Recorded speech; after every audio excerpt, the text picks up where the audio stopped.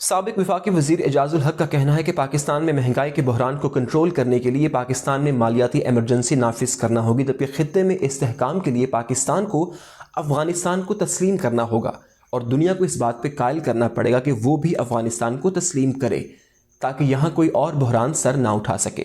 انہوں نے کہا کہ پاکستان میں وزیر اعظم عمران خان کو موقع ملا لیکن وہ ڈیلیور نہیں کر سکے۔ ان کا کہنا تھا کہ پی آئی اے کے بارے میں بات کرتے ہوئے مجھے شرم محسوس ہوتی ہے، جبکہ مسئلہ کشمیر پر ہمیں سیاست نہیں کرنی، ہمیں کشمیریوں کو ان کا حق خود ارادیت دلوانے کے لیے عالمی فورمز پر ان کے لیے آواز بلند کرنا ہوگی۔ وہ سی این اے نیوز کے ایڈیٹر ان چیف سید عابد کاظمی سے خصوصی گفتگو کر رہے تھے۔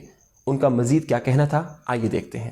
ہمیں چاہیے تھا کہ ہم چائنا، ایران، سینٹرل ایشیا کے ممالک جو ہیں روس کو بھی ساتھ ملا کر ان کو ایکسیپٹ کرنا چاہیے تھا۔ $9 ارب جو ہے ان کو منجمد کیا ہوا ہے۔ کشمیر کا مسئلہ جو ہے یہ پاکستانیوں کے دل کے بہت قریب ہے، یہ ہمارا ایک قومی مسئلہ ہے، اس میں کوئی سیاست نہیں کرنی چاہیے۔ پی آئی اے کا تو اب بات کرتے ہوئے بھی ہمیں شرم آتی ہے۔ سابق وفاقی وزیر اور مسلم لیگ زوات کے سربراہ اعجاز الحق نے کہا کہ پاکستان کو مالیاتی ایمرجنسی نافذ کر کے ہی موجودہ مہنگائی کے بحران اور آئی ایم ایف کے چنگل سے نکالا جا سکتا ہے۔ ہمیں ساؤتھ ایشین خطے میں مستقل قیام امن کے لیے افغانستان کی حکومت کو تسلیم کر کے دنیا کو قائل کرنا ہوگا کہ وہ طالبان کی حکومت کو تسلیم کریں تاکہ وہاں کوئی اور بحران سر نہ اٹھا سکے۔ امریکہ نے افغانستان کے عالمی فنڈز منجمد کر کے جنگی جرائم کا ارتکاب کیا ہے۔ عالمی برادری فوری آگے بڑھے اور نئی افغانستان حکومت کی مالی معاونت کرے۔ ہمیں چاہیے تھا کہ ہم چائنا، ایران اور سینٹرل ایشیا کے ممالک جو ہیں روس کو بھی ساتھ ملا کر ان کو ایکسیپٹ کرنا چاہیے تھا تاکہ وہ مین سٹریم کے اندر آتے۔ ان کی معیشت دیکھیں کہ اس سے بڑی اور کیا آپ سمجھیں کہ وار کرائمز ہی میں کہوں گا اس میں آ جاتے ہیں کہ آپ نے ان کے $9 ارب جو ہے ان کو منجمد کیا ہوا ہے۔ ان کو آپ پہلے تو ویسے ختم کرنے کی کوشش کرتے ہیں، اب ان کو اکنامکلی اسٹرینگولائز کر رہے ہیں۔ مسئلہ کشمیر پر ہمیں سیاست نہیں کرنی چاہیے۔ بھارت کے کشمیریوں پر کیے گئے مظالم کو بے نقاب کرنے کے لیے اوورسیز کشمیریوں کی خدمات لینے کی ضرورت ہے۔ دیکھیں کشمیر کا مسئلہ جو ہے یہ تمام پاکستانیوں کے دل کے بہت قریب ہے۔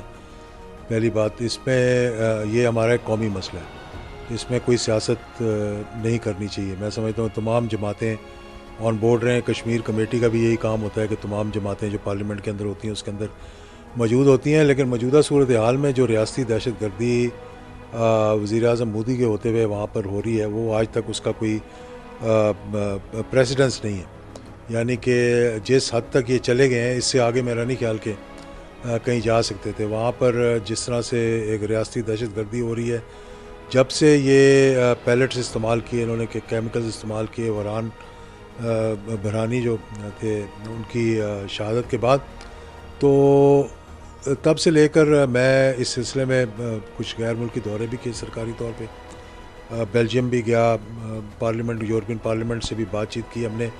تو ہمارا نقطہ نظر جو ہے نا وہ صحیح طریقے سے باہر پہنچ نہیں رہا۔ اصل میں مسئلہ یہ ہے۔ اعجاز الحق نے کہا کہ وزیر اعظم عمران خان کو اچھا موقع ملا تھا لیکن وہ ڈیلیور نہ کر سکے۔ ان کا کہنا تھا کہ جب مالیاتی ایمرجنسی کی بات کی ہے تو لگژری اشیاء کے امپورٹ بند کر کے امپورٹ ایکسپورٹ کو بیلنس کیا جا سکتا ہے۔ خان صاحب نے بھی وہی کیا جو ماضی کے اندر ہوتا آ رہا تھا۔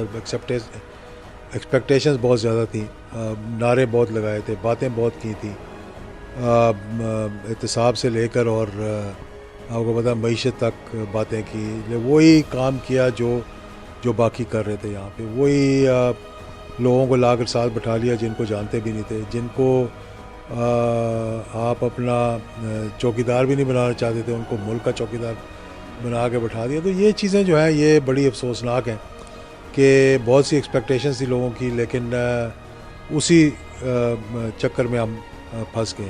انہوں نے کہا کہ ون ونڈو آپریشن کر کے پی آئی اے کی سروس کو دوبارہ بحال کرنا ہوگا۔ پی آئی اے کے بارے میں بات کرتے ہوئے شرم آتی ہے۔ پی آئی اے کا تو اب بات کرتے ہوئے بھی ہمیں شرم آتی ہے۔ میں وہ واحد سیاستدان تھا جس نے کوشش کی کہ جہاں پی آئی اے جاتی ہو کبھی کوئی دوسری ایئر لائن نہیں لینی، اور ہمیشہ اس میں ہم نے سفر کرنے کی کوشش کی ہے، لیکن سیکیورٹی کے لحاظ سے، فیسلٹیز کے لحاظ سے، سروسز کے لحاظ سے، یعنی پاکستان یہ وہ ایئر لائن تھی جس نے سنگاپور ایئر لائن کو کھڑا کیا، جس نے ایمریٹس کو کھڑا کیا۔ یعنی ایمریٹس کے جہاز پہلے 1 سال تک پی آئی اے کے لوگوں کے ساتھ چلتے رہے، اس میں بھی میرا بڑا کردار تھا ایمریٹس جب بنی تھی۔ تو اب ہم اگر پی آئی اے کو دیکھتے ہیں تو سوائے افسوس کے کہ وہ جہاں پہ زیادہ پاکستانی اس کو ضرورت ہے، جیسے انگلینڈ ہے، وہ یہاں آ نہیں سکتے، اور جہاں جانا چاہیے وہاں پہ ان کو بہت سی رکاوٹیں آئی ہوئی ہیں.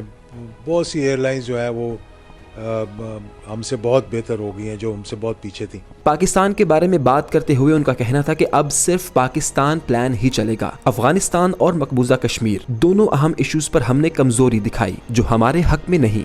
دیکھیں دہشت گردی جو ہے وہ ہندوستان کر رہا ہے. دہشت گرد کا جو الزام لگ رہا ہے، چاہے وہ FATF ہو، چاہے وہ افغانستان کا مسئلہ ہو، وہ پاکستان کے اوپر لگ رہا ہے. جو کہ دہشت گردی کا شکار ہیں وہی دہشت گرد بنا دیے گئے ہیں. تو اس میں ہماری کمزوری ہے نا، ہماری لابنگ بڑی کمزور ہے، ہمارے سفارتخانے بڑے کمزور ہیں. ہم پرو ایکٹیو نہیں ہیں معاملات کے اندر، ہمیں پرو ایکٹیو ہونا چاہیے.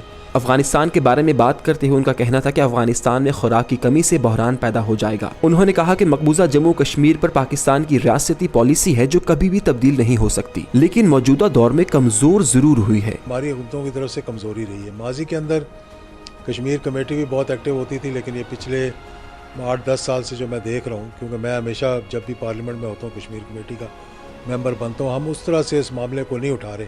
ایک سال میں تقریر کرنا وزیر اعظم کا اقوام متحدہ میں تو جواب نہیں ہے اس کا. یہ تو ایسا ہے کہ 24/7 ہمیں اس پہ کام کرنا چاہیے. موجودہ حکومت نان ایشو کو ایشو بنانے کی ماہر ہے. DGISI کی تعیناتی ہو یا کالعدم تحریک لبیک کے ساتھ مذاکرات، ہمیں فوری توجہ دے کر مسائل حل کرنے ہوں گے.